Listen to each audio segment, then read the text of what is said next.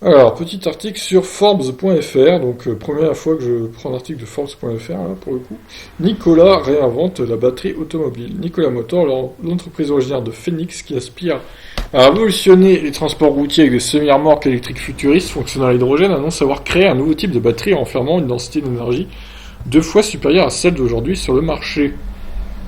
Le prototype pèse seulement 40% du poids des batteries lithium actuelles, utilisées notamment dans les voitures Tesla et coûte 2 fois moins cher. Mais Nicolas Motor n'a pas fourni des détails supplémentaires pour l'instant, et les démonstrations publiques n'auront pas lieu avant une dizaine de mois. Le bloc de batterie fonctionne...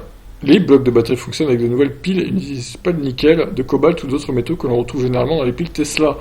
Ils pourraient augmenter l'autonomie des voitures électriques actuelles de 480 km par charge à 965 km avec peu ou pas d'augmentation du poids et de taille des batteries, selon les dires de Nicolas Motor. L'entreprise a soumis ses piles à des tests intensifs et affirme que les charger et les épuiser plus de 2000 fois a montré des performances acceptables en fin de vie. Alors, acceptable, ça veut dire quoi, ça, du coup? Bon, après, vu l'autonomie qu'elles ont à la base, même si elles perdent 300 km, ça sera pas très grave, en fait, hein, finalement. Après 2000 cycles. En d'autres termes, cela revient à conduire un véhicule pendant plusieurs centaines de milliers de kilomètres, affirme Trevor Milton, fondateur et PDG de Nikola Motor. Ce dernier ne recule devant rien pour définir le potentiel de nouvelles piles. Il s'agit de la plus grande avancée jamais constatée dans le monde des batteries. Ah ouais, quand même, le mec, il s'enflamme, il s'enflamme. Pour le moment, il refuse de donner des détails sur le fonctionnement des piles et sur l'identité des chercheurs universitaires qui ont travaillé sur le projet avec Nikola Motor. Le PDG se contente de dire: c'est la première batterie autonome d'automobile à électrode au monde. Nous sommes passés à un tout autre type de produit chimique avec un composant au lithium. C'est difficile d'expliquer ce dont il s'agit sans révéler notre recette secrète. C'est vraiment étrange, hein. Trevor Milton explique qu'en évitant d'utiliser des métaux qui ajoutent du coût et du poids aux batteries lithium-ion, Nikola Motor peut proposer des piles à un prix 2 fois plus faible par kilowattheure. La réduction de l'extraction du cobalt et du nickel permet également d'améliorer l'impact environnemental global de la pile. Si l'entreprise parvient à produire une telle batterie, elle changerait la donne pour les voitures et les camions électriques. Mais le PDG sait bien qu'il doit encore prouver que la batterie fonctionne aussi bien qu'il l'a annoncé et qu'elle peut être produite en série. Depuis la fin des années 90, les constructeurs automobiles sont à la recherche d'une technologie de batterie viable qui pourrait offrir une autonomie et des performances équivalentes à celles de l'essence tout en restant abordable. Après de nombreuses promesses non tenues, les ingénieurs et les cadres supérieurs de l'industrie automobile sont devenus sceptiques face au sujet et certains se plaignent même des maudits menteurs et fournisseurs de batteries. Mais Trevor Milton ne se laisse pas abattre par le scepticisme ambiant et assure que Nikola Motor va commencer à autoriser l'évaluation de cette technologie par d'autres entreprises qu'il a cependant refusé de nommer. Alors peut-être Tesla du coup, même si à mon avis non, vaut mieux peut-être pas qu'il leur donne la recette parce que Tesla ils vont s'en charger de reprendre leur truc pour leur voiture et là ils vont être indestructibles, imbattables. Bon, est-ce qu'il est encore long cet article? Ah oui quand même. Oh là là. Alors, des démonstrations publiques de batteries fonctionnant avec de nouvelles piles Nikola Motor auront lieu au sommet technologique Nikola World à Phoenix fin 2020.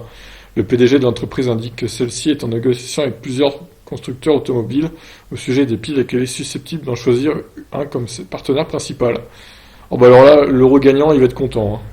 Dès lors, la production de batteries utilisant cette technologie pourrait commencer dès 2021. Intéressant.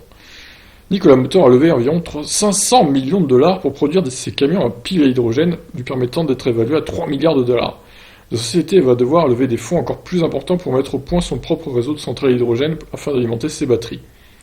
Chaque camion à pile à combustible utilise également un bloc de batterie permettant de compléter le groupe propulseur à hydrogène, de sorte que toute amélioration de la batterie augmenterait l'autonomie ou réduirait les coûts de production. Et bien que l'entreprise considère toujours l'hydrogène comme sa meilleure option pour les semi-remorques, elle prévoit également de proposer des variantes à batterie seules pour ces 3 options de cabine de camion qui bénéficieraient de batteries plus puissantes et moins chères. Ah bah oui, alors du coup, si les batteries ont plus d'autonomie et qu'elles sont moins chères, là ça vaut le coup. Aujourd'hui, Tesla possède les systèmes de batterie les plus efficaces de l'industrie automobile, à la fois en termes de portée et de performance. Pourtant, le coût élevé des groupes propulseurs de l'entreprise d'Elon Musk explique aussi les prix si élevés de ces modèles, incapables de s'aligner sur le prix du marché à l'instar de la Honda Civic ou de la Toyota Prius qui se situe dans la fourchette du prix moyenne à basse, soit moins de 20 000 dollars. Oui, bah on est loin avec Tesla. En effet, les batteries ajoutent environ 10 000 dollars au prix d'une voiture électrique par rapport à une voiture essence selon le rapport Insight into Future Mobility. publié ce mardi par le MIT. On peut lire, bien que le coût des batteries ait considérablement baissé, les prévisions concernant les baisses de prix futures doivent être prises avec des pincettes, car elles ne tiennent souvent pas compte du coût des matières premières utilisées dans la fabrication des batteries. Les chercheurs du MIT estiment que le prix des blocs de batteries lithium-ion ne tombera pas à 50% de leur coût actuel avant 2030. Mais comment Nikola Motor a-t-il donc pu trouver une toute nouvelle approche de la fabrication des batteries pour véhicules électriques devançant Tesla et toute l'industrie automobile? Mais c'est ça. Comment ils ont fait, quoi? Trevor Hamilton explique qu'ils ne cherchaient pas au bon endroit, ils essayaient d'améliorer le fonctionnement de ce qui existait déjà. Nous avons adopté une approche complètement différente qui permet d'éliminer tous ces métaux. Franchement, je serais curieux de savoir c'est quoi cette batterie révolutionnaire, hein, parce que... Alors, est-ce qu'on parlait de batterie solide, est-ce que c'est ça ou est-ce que c'est encore autre chose?